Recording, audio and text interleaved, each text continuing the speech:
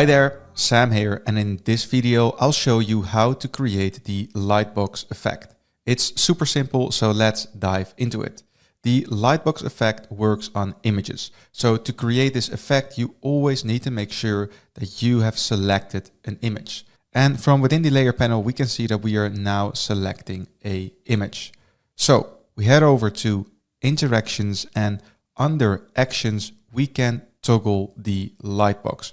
Right here is the Lightbox effect. We simply click on it, then we can adjust the Z index, but 9 times out of 10, this default setup works. Now we preview, and when we click on this image, we can see this beautiful Lightbox effect. And what's useful about this feature is that it not only enlarges a single image, but you can swipe through all the different product images. And to get this effect, you need to make sure that the image you add this Lightbox effect to is being repeated. So within the layer panel, you can see that this image is within this slide. And this slide has the number 4 in front of it. This is an indication that this slider is being repeated.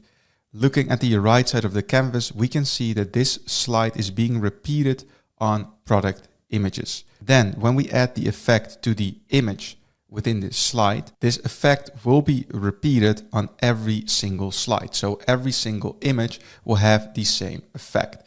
And this will turn the Lightbox into a slider, allowing your users to easily browse through all of your different images. And that's it for this update. So thanks for watching and stay tuned for more product updates.